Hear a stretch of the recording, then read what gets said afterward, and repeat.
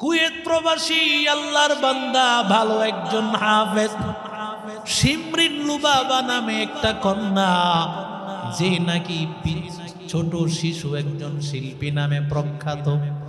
কিন্তু আল্লাহ তাআলা একজন হাফেজের সংস্রবের কারণে, মেয়েটা ভালো ছিল না কিন্তু হাফেজের সংস্রবে আসিয়া মেয়েটা এবার পর্দা শুরু করে দিয়েছে।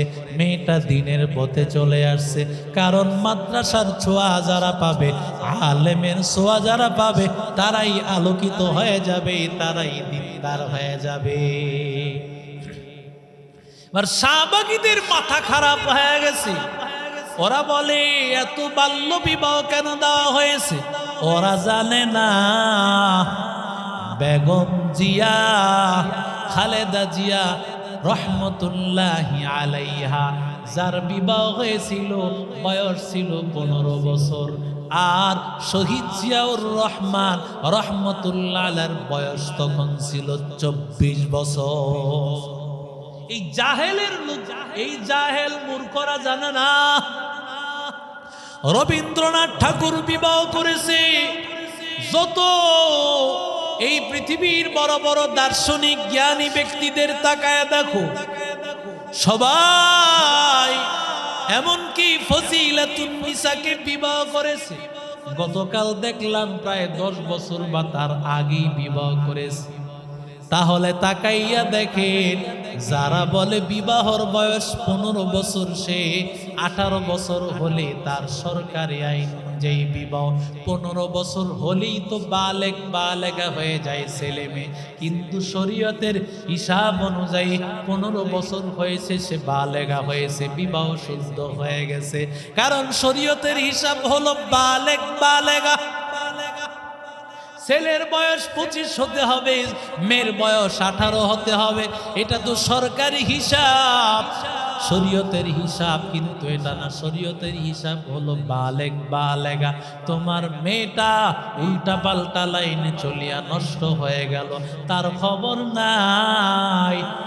আর মেয়েটা যদি শুদ্ধভাবে পর্দা করে, যদি ভালোভাবে দিনদার পাত্রর কাছে তুলে দাও, সেটা কখনো অন্যায় না, বরং বিবাহ বন্ধন ছাড়া যত কার্যকলাপ হচ্ছে এই পৃথিবীতে সবকিছু বন্ধের একটা মাধ্যম হলো সঠিক বয়সে বিবাহ। মহিলা মাদ্রাসায় যারা পড়ে তাকায় দেখবেন, মাদ্রাসায় পড়তেছে তাদেরকে এত চাহিদা, সবাই বলে মাদ্রাসার একটা মেয়ে দেন, দিনদার একটা মেয়ে তালাশ করে। কারণ মেয়েটা মাদ্রাসার পরিবেশে আছে, ভালো দিনের পরিবেশে আছে, ওই মেয়েটাকে নিতে দ্বিধাবোধ করে না। আর যেই মেয়েটা বাহিরের পরিবেশে আছে, চিন্তা করে ওর পরিবেশটা ভালো না, ওর সাথে হয়তো অনেক শত ছেলের সম্পর্ক থাকতে পারে, কিন্তু বান্দা মাদ্রাসায় দিলে অন্তত মাদ্রাসার পরিবেশে অন্য কোনো সুযোগ তার থাকবে না। কিন্তু বাসায় গেলে সেটা আপনি মা বাবার দায়িত্ব, মাদ্রাসার দায়িত্ব হলো মাদ্রাসার শিক্ষক শিক্ষিকা। যদি মনে করেন মাদ্রাসায় নষ্ট হয়, এর জন্য মাদ্রাসা দায়ী হবে, কিন্তু মাদ্রাসার বাহিরে মোবাইল চালাইয়া যদি মেয়েটা নষ্ট হয়, মাদ্রাসা দায়ী নয়, আপনি মা বাবাই দায়ী। কেমন দামি আল্লাহর কালাম, যেই কালাম আল্লাহ নাজিল করলে পাহাড় চূর্ণ বিচূর্ণ হইতো, কিন্তু আল্লাহ ওই কালামের হাফেজা আপনার মেয়েকে আল্লাহ বানায় দেন, ওই কালামের আলেমা আপনার কন্যা। আপনার কপাল কত ভালো, আপনার মেয়েটা দুনিয়ার শিক্ষায় শিক্ষিতা আল্লাহ করেন নাই, বরং কোরআনের এলেমে আল্লাহ আলেমা বানাইছেন।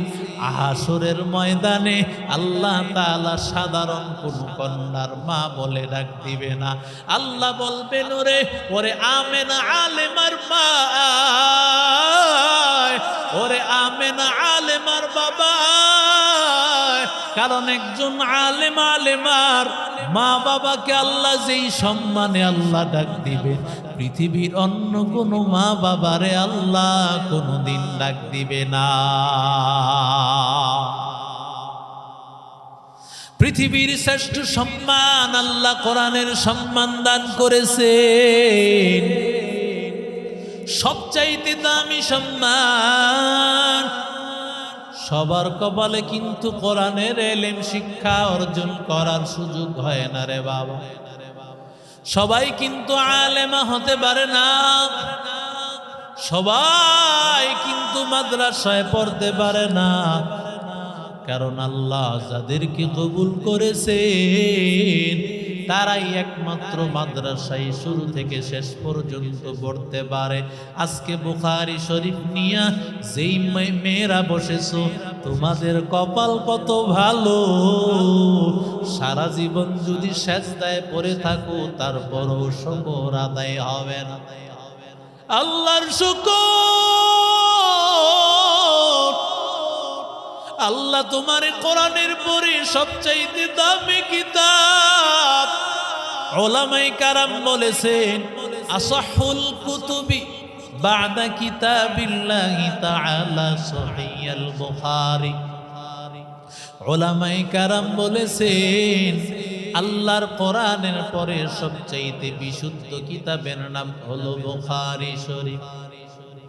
সেই কোরআন শরীফ থেকে নিয়া, তালিমুল ইসলাম থেকে নিয়া, মিজান নাহবী এক একটা জামাত বাড়ি দিয়া তুমি আজকে এখানে এসেছো। কত ঘাত প্রতিঘাত, তোমার জীবনটা বড় দামি, তোমার মা বাবা বড় দামি। কারণ জান্নাতের সার্টিফিকেট আল্লাহ তোমার হাতে দিবেন। শুধু তাই না, আল্লাহ বলবেন ওরে আলেমা, আমি আল্লাহ তোর সিনায় ইলম দিয়েছি। আল্লাহ আলেমকে ডাক দিয়া বলবে রে আলেমা, আল্লাহ কুদরতি একটা পর্দা দিয়া দিবেন। আল্লাহ কুদরতি পর্দা দেওয়ার পর আল্লাহ ডাক দিয়া বলবেন ও আলেমা, আমি আল্লাহ তোর সিনায় ইলম দিয়েছি, আমি আল্লাহ জাহান্নামে দেওয়ার জন্য না, আমি আল্লাহ সিনায় ইলম দিয়েছি জান্নাতি বানানোর জন্য। যা, আমি আল্লাহ তোর গুনাহগুলো আমি আল্লাহ পর্দার আড়াল করে দিয়ে গোপন করে দিলাম।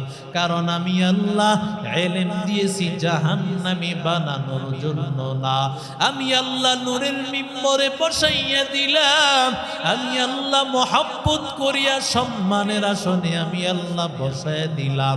এবার আলেমকে আল্লাহ ডাক দিয়া বলবে রে আলেম, আমি আল্লাহ তোরে সিনায় ইলম দিয়েছি, আমি আল্লাহ তোকে জান্নাতের সম্মানও দিয়েছি। ও আলেম, তুই কার জন্য সুপারিশ করবি কর, আমি আল্লাহ তাআলা যার জন্য সুপারিশ করবি আমি আল্লাহ তাকেও জান্নাতি বানায় দিব। ইলমে রায় জাজু করদন বেহিসাব, দাদন জবাবে বাসওয়াব, হক নাদারত দুস্তে খলকা জারেরা, বিস্তে ই খসলত একে দিনদারেরা। এই বেরাদার দূরে বাসদ ইয়ারে বদ, यारे बद बद तरबुआ दस मारे बद, मारे बद तन हाथुरा बर जजनात, यारे बद बर जाने ईमानत जनात, यारे बद आ रद तुरा सुए जहीम, यारे नेको गिरता यामी। আল্লাহ যাকে মহব্বত করেন তাকে আল্লাহ কোরআনের ইলম দান করেন। মাইয়ুরিদিল্লাহু বিহি খায়রান ইউফাক্কিহু ফিদ্দীন। একসাথে যারা এই যে দাওরায়ে হাদিস পর্যন্ত আসছো তোমরা, তোমাদের সাথে কত মেয়েরা একসাথে পড়ছে, নুরানি থেকে নিয়ে আজ পর্যন্ত অনেকেই কিন্তু চলে গেছে, পড়তে পারে নাই। অনেকেই কিন্তু পড়ালেখা থেকে শয়তান তাকে দূরে সরায় দিয়েছে। অনেকে কিন্তু বরবাদ হইয়া বেপরদা হইয়া বিভিন্ন জায়গায় ঘোরাফেরা করে, গার্মেন্টসে চাকরি করে। আল্লাহ ডাক দিয়া বলে, ও গোলাম, আমি আল্লাহ সবাইরে আমি আল্লাহ ইলম দেই না। ইলম আমি আল্লাহ তাকে দিব যার কলবটা আছে পবিত্র। আল ইলমু নূরুন ওয়া নূরুন লা ইউতা লিমাআসি। আল ইলমু নূরুন মিন ইলাহি ওয়া নূরুল্লাহি লা ইউতা লিমাআসি। ইলম হলো আল্লাহ প্রদত্ত একটা নূর, আল্লাহ প্রদত্ত জান্নাতি আলো, যেই আলো দিয়া মানুষ ভালো দেখতে পায়, খারাপও দেখতে পায়। যেই আলো দিয়া মানুষ বুঝতে পারে কোনটা ভালো কোনটা খারাপ, কোনটা জান্নাতের রাস্তা কোনটা জাহান্নামের রাস্তা। এই আলোটা আল্লাহর কুদরতি একটা আলো। আর আল্লাহ তাআলা এই আলোটা সবার সিনায় দেয় না। যার সিনার মধ্যে আল্লাহ তাআলা পবিত্রতা আছে, যার আছে নামাজ, যার আছে পর্দা, যার আছে মুখের ভাষা, অন্তরটা যার পবিত্র, জবানটা যার পবিত্র, তাকেই আল্লাহ দান করবেন। যেই মেয়েটা মাদ্রাসায় পড়ে বাহিরে বেপরদায় চলে, আল্লাহ তোমার ইলম দিবে না। মাদ্রাসায় পড়ো, নামাজ পড়ো না, ইলম পাইবা না। মাদ্রাসায় পড়ো, মা বাবার সাথে খারাপ আচরণ করো, আল্লাহর কসম আল্লাহ কিন্তু তোমার ইলম দিবে না। যারা এই পর্যন্ত দাওরায়ে হাদিস পর্যন্ত এসেছো, আল্লাহ তাআলা তোমাদেরকে কবুল করেছে। আজকে বুখারী সামনে নিয়ে চোখের পানি ফালায় কান্না করি, আল্লাহ তুমি আমারে কবুল করেছো। আয় আল্লাহ, এত দামি কিতাব আমার মতো একটা মেয়ের পড়ার যোগ্যতা নেই, আল্লাহ তুমি সামনে নেওয়ার তৌফিক দিয়েছো। আমার ওস্তাদেরা কত কষ্ট করি আমারে মানুষ বানাইছে।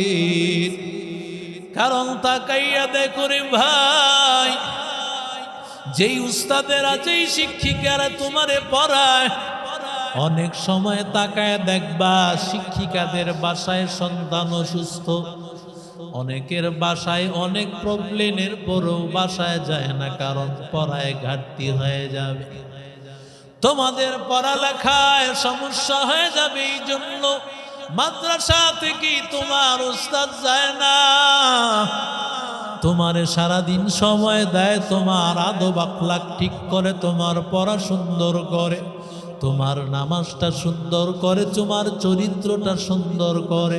কেন রে বাবা? একমাত্র কারণ হলো, কারণ তুমি মানুষ হইলে তুমি হাত তুলবে, আল্লাহ শিক্ষিকারে মাফ করে দিবে, আল্লাহ ওই উস্তাদরে মাফ করে দিবে।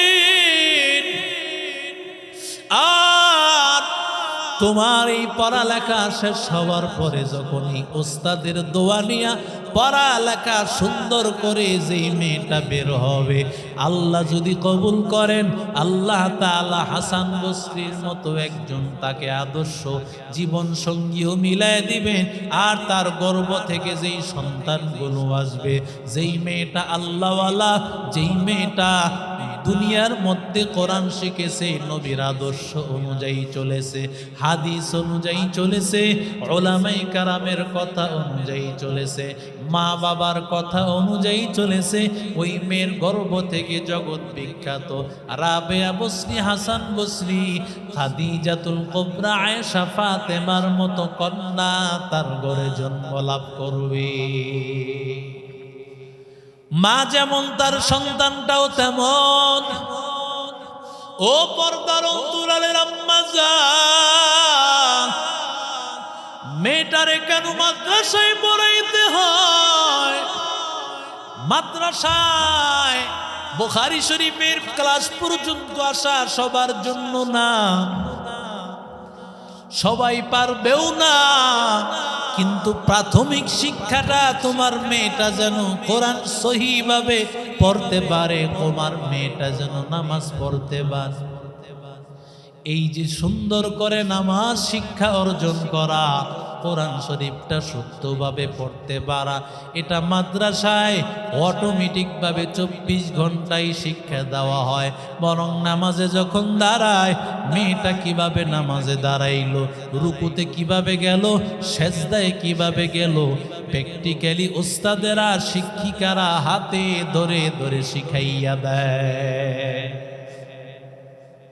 তখন এই মেয়েটা নামাজি হয়ে যায়, বলাও লাগে না।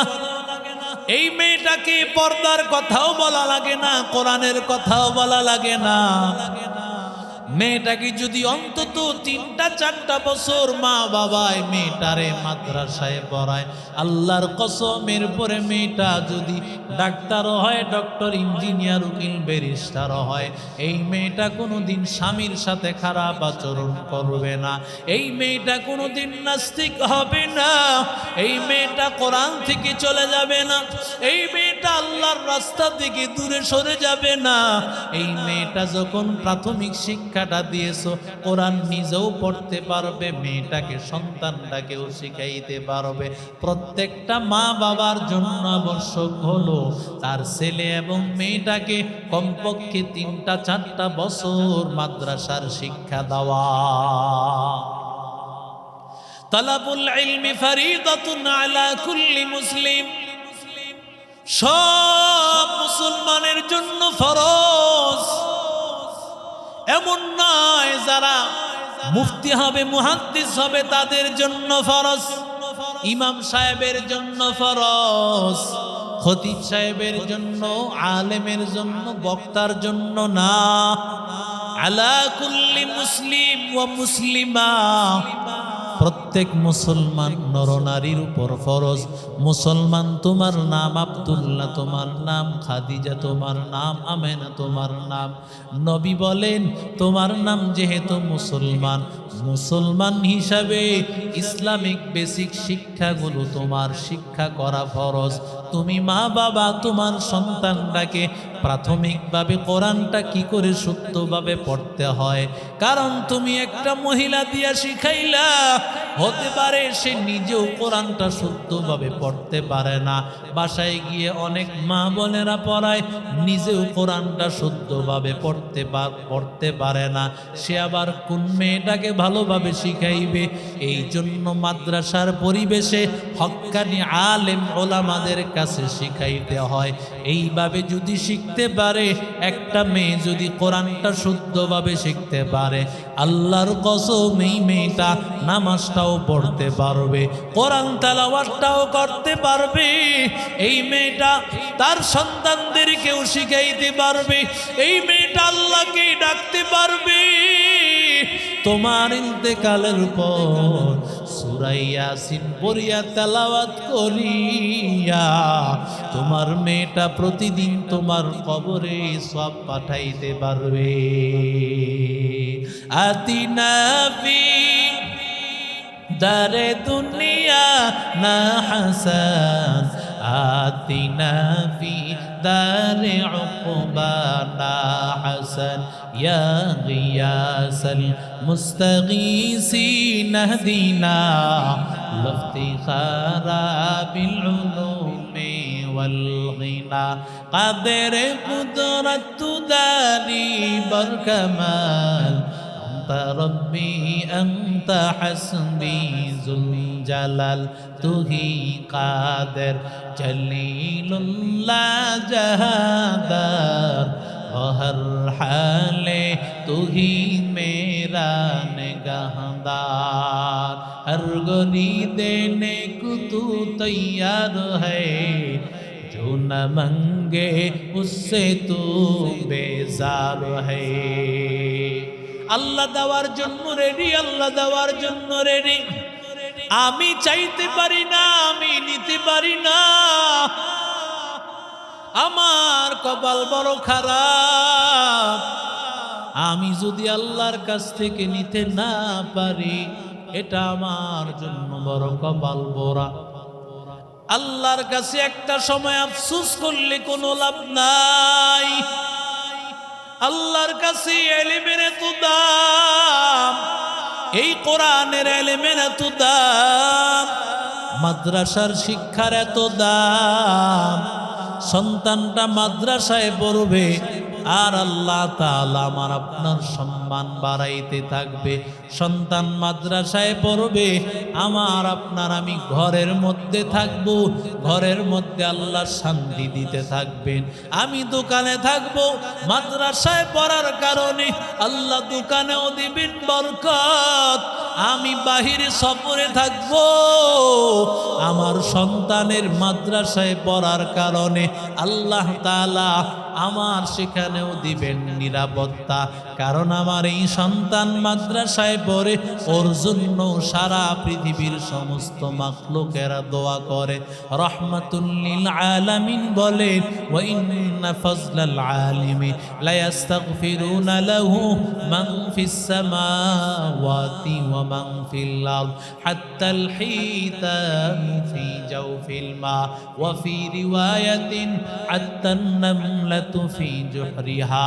পয়গম্বর বলেন, মাদ্রাসা শিক্ষা করার জন্য যখন ছাত্রটা বের হয়ে যায়, মান সালাকা তরিকান ইয়ালতামিসু ফীহি ইলমান, আল্লাহর নবী বলেন কোরআন শিক্ষার জন্য, মাদ্রাসার দ্বীনি শিক্ষার জন্য যখন সন্তানটা ঘর থেকে বের হয়ে গেল, সাহালাল্লাহু লাহু তরিকান ইলাল জান্নাহ। রাহমাতুল লিল আলামিন বলেন, জান্নাতের রাস্তাটা সহজ। যেই মেয়েটা, যেই ছেলেটা মাদ্রাসায় বের হয়ে গেল, আল্লাহ তাআলা তার জান্নাতের রাস্তা আমার মালিক খুলে দেয়। আমি মনে করতেছি মাদ্রাসায় পাঠাইছি, কিন্তু না না, আমি জান্নাতে পাঠায় দিছি। আল্লাহু আকবার। কারণ নবী বলেন, মাদ্রাসায় পাঠাইছো, মাদ্রাসায় বান্দা পদক্ষেপ, মাদ্রাসায় যখন কদম বাড়ায় সে যেন জান্নাতের দিকে কদম বাড়ায়। আল্লাহর নবীর কথা দুনিয়ার কারো বানানো কথা না।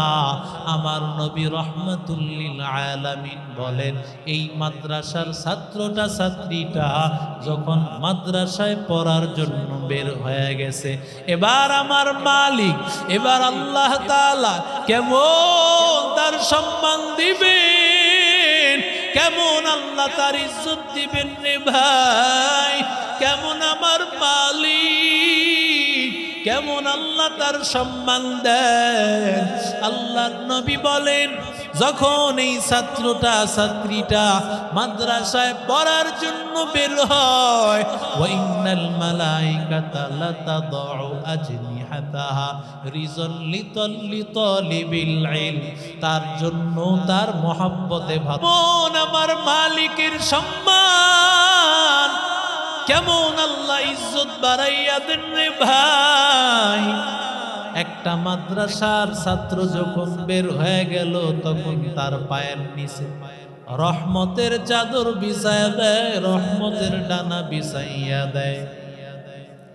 আল্লাহ তাআলার কেমন সম্মান। প্রাইম মিনিস্টার গিয়েছে, লাল গালিচা বিছাইয়া দিয়েছে, অথচ মাদ্রাসার ছাত্রীর সম্মান একজন প্রাইম মিনিস্টারের মতো না, বরং তার চাইতে 1000 কোটি গুণ বেশি দাম। একজন মাদ্রাসার সম্মানে রহমতের ফেরেশতারা রহমতের চাদর বিছায়া দেয়। রহমতের ফেরেশতাদের কত দাম, তারা তাদের রহমতের ডানা, নূরের ডানাটা বিছায়া দেয়। ওই ডানা কত দামি, লাল গালিচার দাম তো কিছুই না। আল্লাহর রহমতের ফেরেশতাদের ডানা কত দামি, ওই ডানার উপর হাঁটিয়া হাঁটিয়া আপনার মেয়েটা রাবিয়া বসরি মহিলা মাদ্রাসায় উপস্থিত হয়। আপনি মনে করতেছেন হেঁটে হেঁটে আসেন না, এই মেয়েটা আসতেছে, কিন্তু মেয়েটা পায়ের নিচে রহমতের ফেরেশতারা ডানা বিছায়া দেয়। এরে নবীর আশিক উম্মতের দল, ও আল্লাহর গোলাম, তাহলে তাকাইয়া দেখেন কত সম্মান, কত ইজ্জত আল্লাহ তাআলা দিয়ে দেন, কত সম্মান আমার মালিক, কত সম্মান আল্লাহ তাআলা তাকে দিয়ে দেন। যে মেয়েটা বের হয়ে গেল, রহমতের ফেরেশতারা তাকে ডানা বিছায়া সম্মান জানাইল। এবার নবী ডাক দিয়া বলেন, ওয়া ইন্না ফাজলাল আলিমি লা ইস্তাগফিরুনা লাহু মান ফিস সামাওয়াত ওয়া মান ফিল আরদ।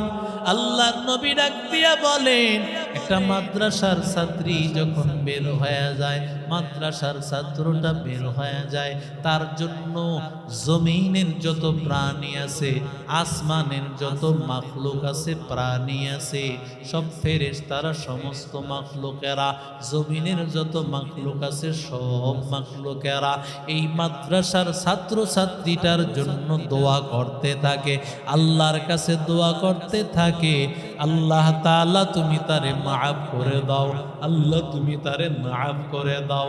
কারণ ওরা জানে এই মাদ্রাসা থাকবে তো দুনিয়া টিকে থাকবে, মাদ্রাসা থাকবে না, স্কুল থাকবে না, ভার্সিটি থাকবে না, মাদ্রাসা থাকবে না, দুনিয়ার আদালত থাকবে না, মেল ইন্ডাস্ট্রি, ফ্যাক্টরি কিছুই থাকবে না। লা তাকুমুস সাআ হাত্তা ইউকালু ফিল আরদি আল্লাহ আল্লাহ আল্লাহ আল্লাহ বলনেওয়ালা জমিনে একজন থাকবে না, কিয়ামত হয়ে যাবে। আর আল্লাহওয়ালা শিখা একমাত্র মাদ্রাসার মতো জায়গা।